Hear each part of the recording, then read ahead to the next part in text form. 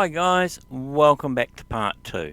So I'm going to carry on here from where I left off, and this is where I start doing the keyboard end of the project. Not much of a update from the end of the last one, this is just part 2.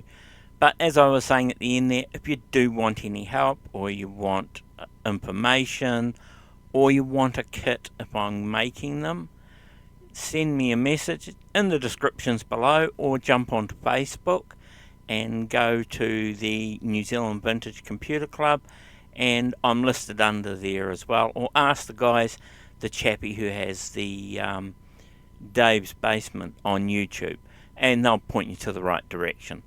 Alright, so grab yourself a drink, sit on a comfy seat.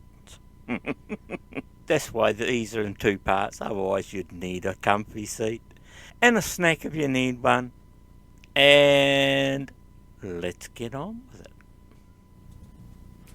Okay, so yeah, there's a bit of gunk down in these holes too, so it might be a bit of a mission. So what I'm going to do is, as you can see with this one, I've bent the pins 90 degrees, and it's just basically a pair of pliers, and I went across the tops of them and just gently pull them down, and you bend them down to 90 degrees.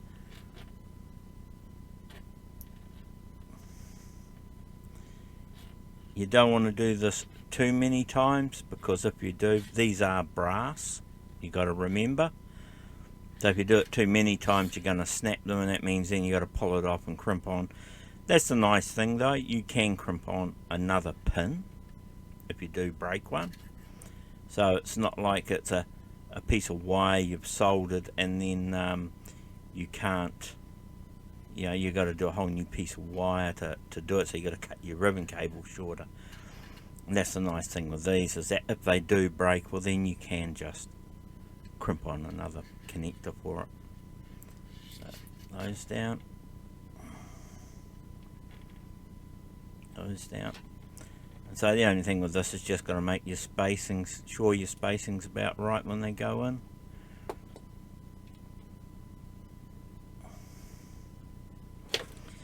And as I said, on the keyboard there is 25 holes, but we're only using 24, so we start from the left, go to the right, because pin 1 is not used. So, and this, just check for the spaces down the bottom, so this is going to have to go upwards, so this will have to go towards, from here towards this end of the keyboard, because that's the inner part. So you need it further away, because it will press down on stuff otherwise, as we did on the other keyboard, which I'll just grab it and show you.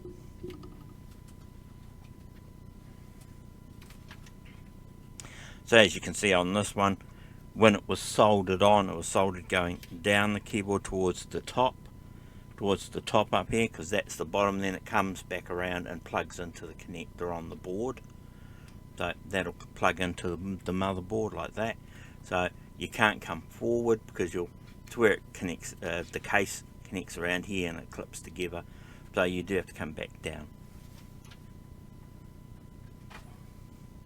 So I'll get onto that and put that in. So I mean, that's as easy as it is, and then it's just a matter of pushing these down into the holes, getting them in. These should be a bit easier, because they're a bit finer pin, so we should be better with those than we did with the header connectors, which are a fatter pin.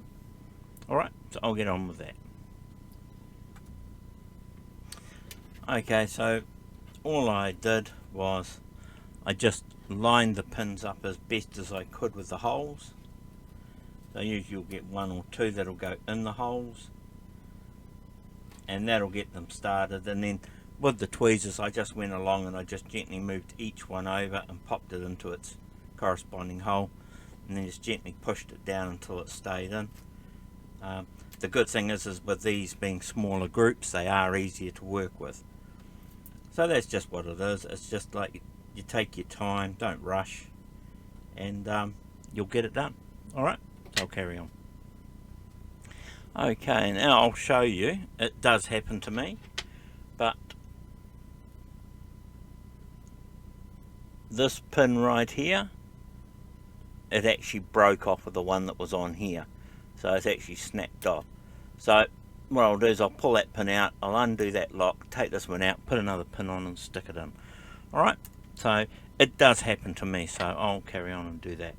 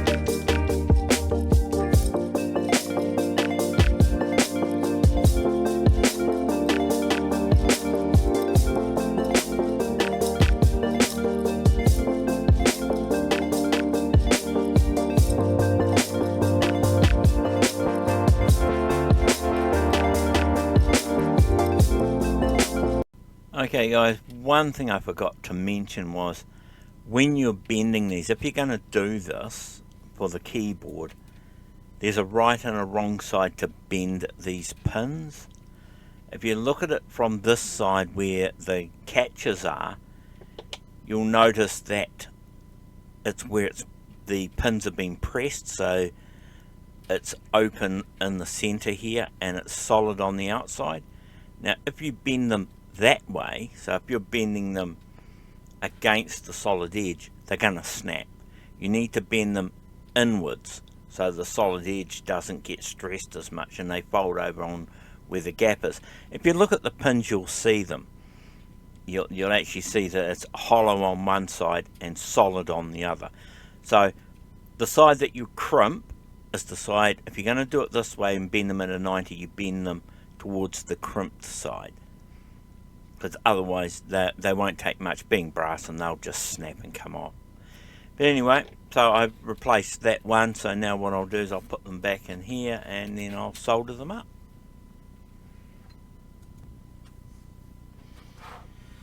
Okay, and as you can see, I've got them pushed in. They are three separate headers like this end, but when you see them all together they make one nice long connection. So now I can go on and solder the tips and then just trim them off, and then that'll all be done, ready to go back into the PC. So I will go along and see, and because doing that it's going to make it a lot sturdier with those as well.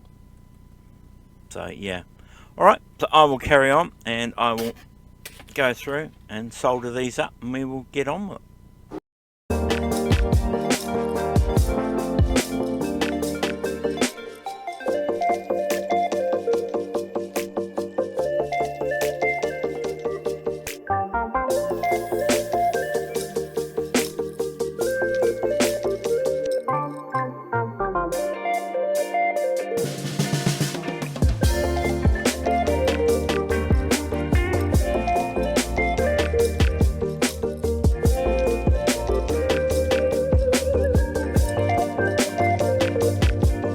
So that's it all done. I just trimmed the pins off the end there so they don't stick up too high. So now all I got to do is put the rubber membrane back on here, screw this back onto the case for the keyboard, and then just plug all the other bits back in. So as you can see, it's not a hard job, it's just a fiddly job to do. As I say, I'm probably going to look at doing these, but with the header pins all as one, and then that way I can get these the right length, the same at both ends. So that may be later on. I've got a few of these to do anyway. I do have quite a few 328s. It's nice to have the disconnectable keyboard on them so you can work on them if you need to, rather than having to try and strip the whole thing out, the keyboard and the base as one piece, which becomes an issue. Anyway, I will put this all back together and then I'll get to the point where we're plugging everything in. Then we will test it out and see how we go. Alrighty, we'll see you shortly. Okay guys, we're all ready to go now, so I've cleaned up the bench and everything. I will grab the base.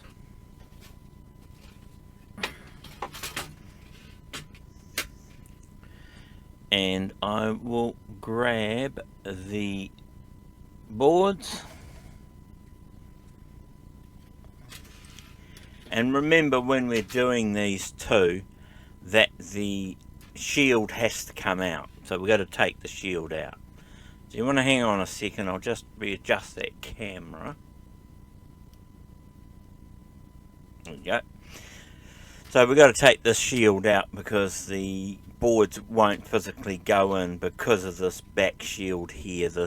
I don't know what it's for. I think it's just electrically shielding when you plug the case into this board. But this has got to come out so that we can actually get the board in. Not so much the small one, but the big board. So.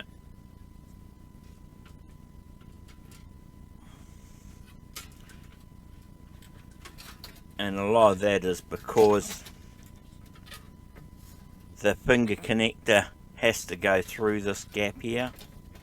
So it's got to go through there before you can get this in the base, because then the other parts have got to go through the end, and also down in here.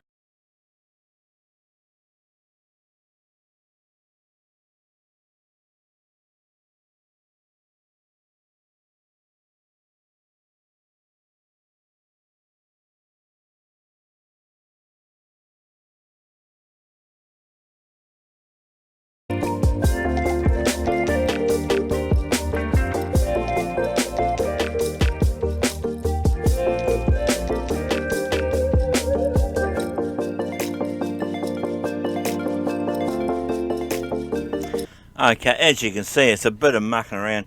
The problem you have besides this and getting it in, these little tabs here that the screws go through, there's one under this corner, and what happens is trying to get it in, it drops down, so it hits the side and you can't get everything in.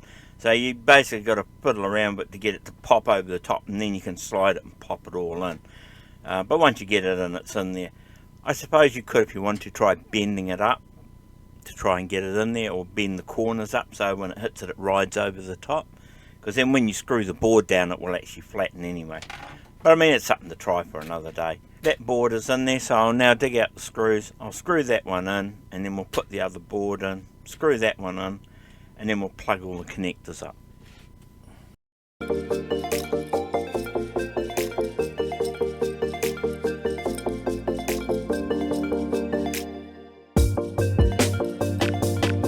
And the thing to remember too is with the screws, is that with these screws, the ones with the little insulating washers on them, there are 2 long and 3 short. The 2 long insulated ones go through the heatsink. The short ones go on the front here on the metal shield. The other ones that go in before the heatsink. So just remember, it is 3 of one and 2 of the other, but just remember that. Then all the others, there are a mixture between machine and self-tappers, so just be sure that when you're looking at the hole, if it's got a brass insert behind it, it's a machine screw. If it doesn't have a brass hole, it'll be one of these plastic self-tapping screws. So just be careful with that. I mean, the ones at the back here are generally machine screws.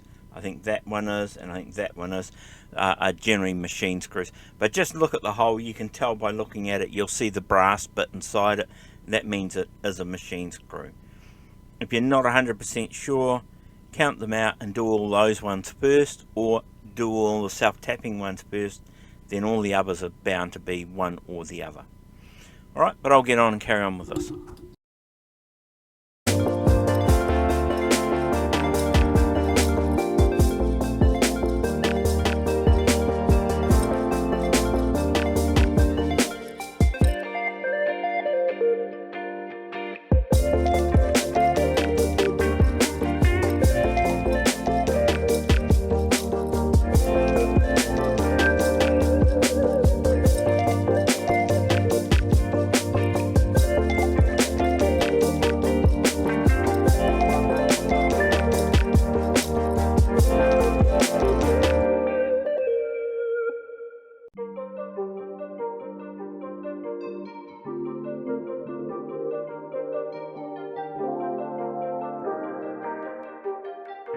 So there we go. As you see, I did have the odd problem putting screws in. The problem is I've got a flat blade in here and not a Phillips, and that's what the problem was. It kept moving around or falling off. I should have changed it, but I couldn't be bothered. But anyway, so now it's all in. What we're going to do is to connect up these connectors, connect up our keyboard, put it all back together, and we'll try it out. So when I try it out, I'll swap the camera around so you can actually see the screen to the side, and make sure it's all working fine. So I'll go on and plug all this up, and I've done all these, I've done them so they're pin for pin across. So this one's pin 1, so that one's pin 1, and the same as the keyboard. You'll find the keyboard there'll be one pin not used, and that's because there was 25 pins on one and 24 on the other. So what I may end up doing is clipping that one off and plugging one end of the of it so it won't come in, so that way you can't muck up plugging it into the wrong pin. So I might look at doing that. But anyway, we'll get on and plug all this back together.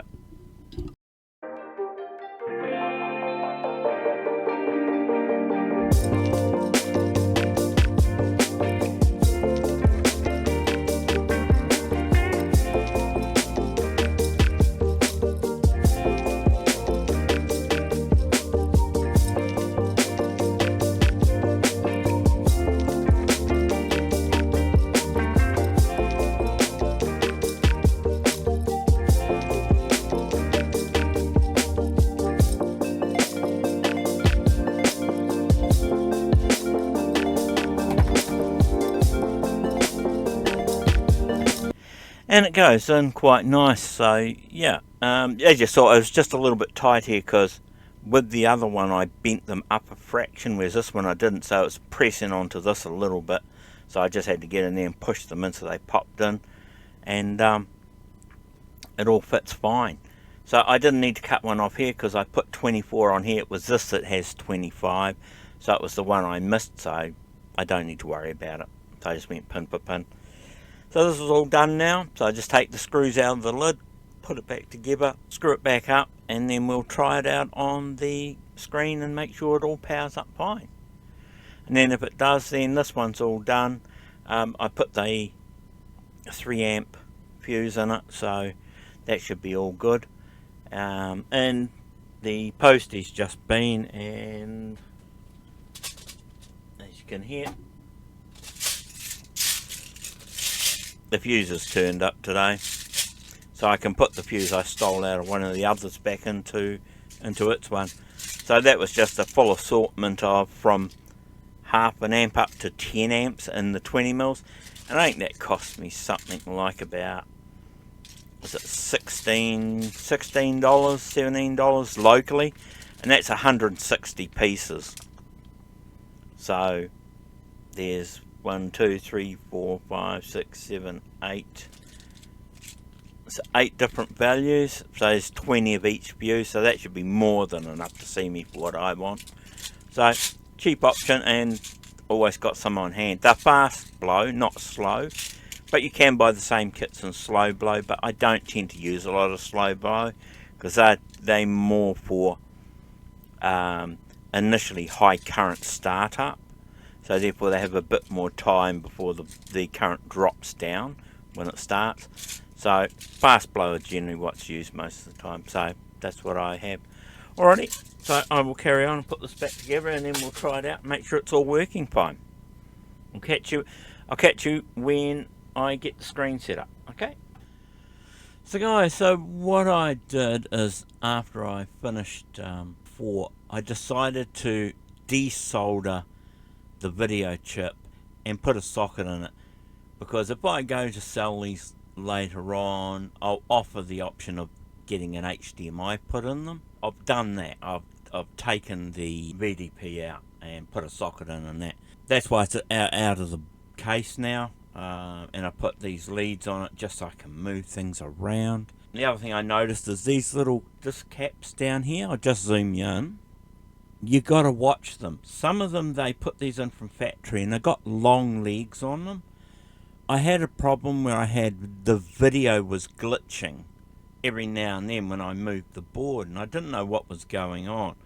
And then I noticed that this one here was quite long, and it had actually gone sideways, and the leg was just brushing on one of the legs on this IC, and that's what was causing it. When I found that, I turned it off, I straightened it up, so I pulled the leg back, and the video's working fine.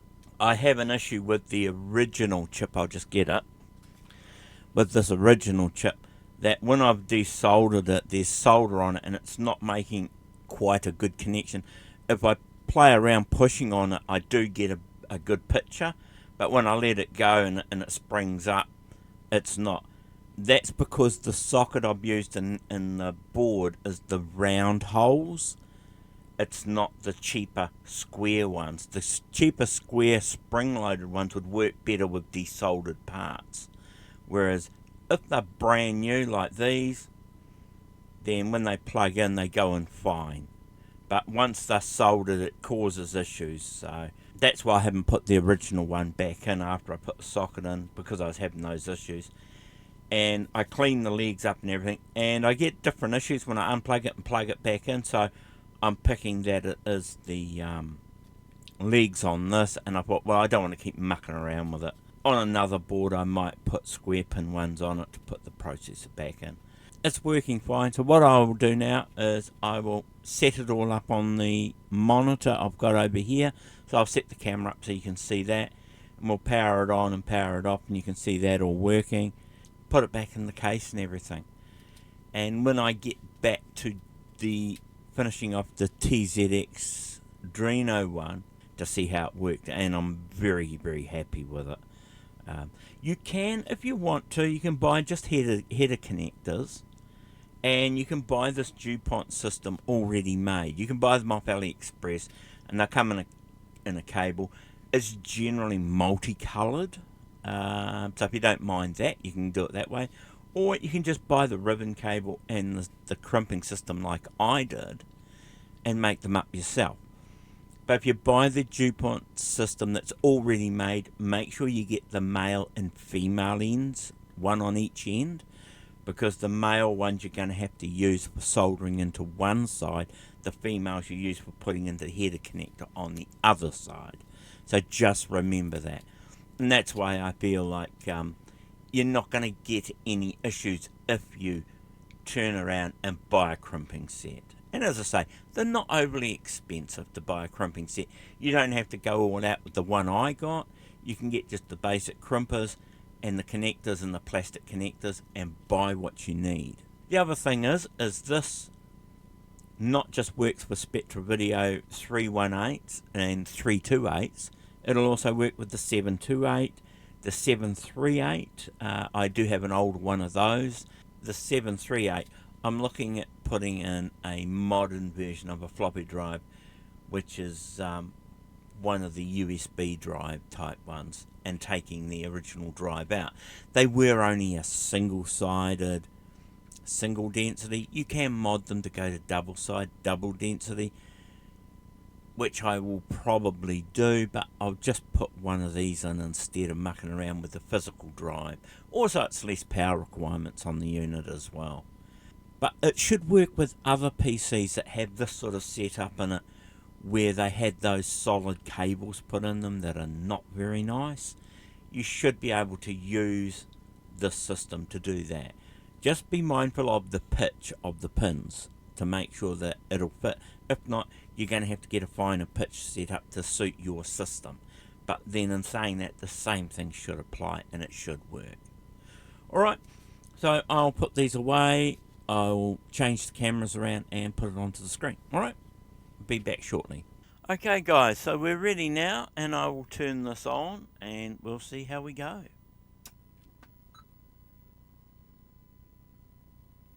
Sorry about that little bit of glare on the screen, that's from the window. The graphics and everything are all fine, so what I will do is put all this back in the case and everything and get it all ready, and then we can finish off the TZX Dreno, and then I'll look at doing the HDMI input on this one, the other one, sorry, and the other few bits and pieces I got to do as well. Alrighty, so we'll get back to it and put this all back in the case. You don't need to see me do it, so I think we'll call this one here and done for now. Hopefully you enjoyed it and got some information out of it. It is a learning curve. I'm still learning all the time, even though I've been playing around with these things for quite a few years. There's new things to learn. There's new technology comes out all the time as well. Well guys, there we have it. It's all back up and working, and it was the fuse and the 12 volt regulator. Whether it was just stressed and the 12 volt regulator went, I'm not sure. Why the fuse is only protecting the 12 volts and not the 5 as well, I don't know. Anyway, that's something that's got to be looked into through the schematics, but it's not something I'm doing right now.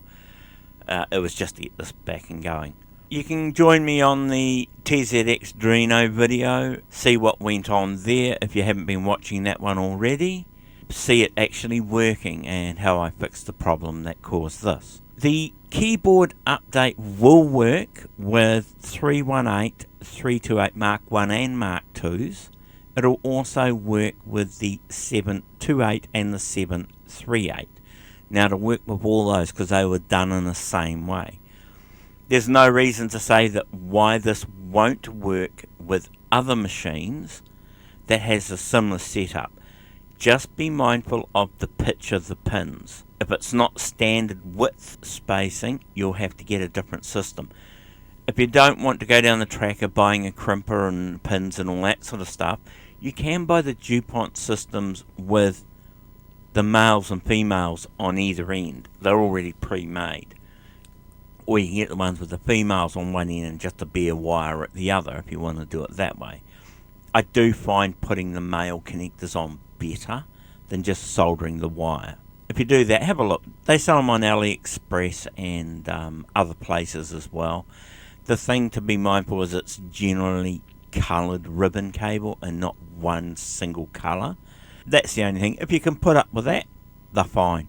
If not, then buy some ribbon cable, get a JTS or Dupont connector, crimping tool and crimps, and make your own. So it's really easy to do. A bit of trial and error. Buy yourself a couple of hundred of each connector and you can play around with them to your heart's content. Doesn't matter if you bugger up one or two, you can throw them away and start again. Anyway guys, that's where we're up to now, and I've got more things to get on with and finish off. Hopefully you enjoyed this. If you need to, drop comments below there. If you haven't already, it'd be nice for you to subscribe if this has been helpful to you. And always give us a thumbs up guys, that really helps with the stats as well. Even if you're just browsing through it and you don't really find it that helpful to you, or it's information you already knew, it helps me promote the channel and get more content into here. As I say, guys, keep safe, happy vintage computing, and happy new year. Until next time, ciao.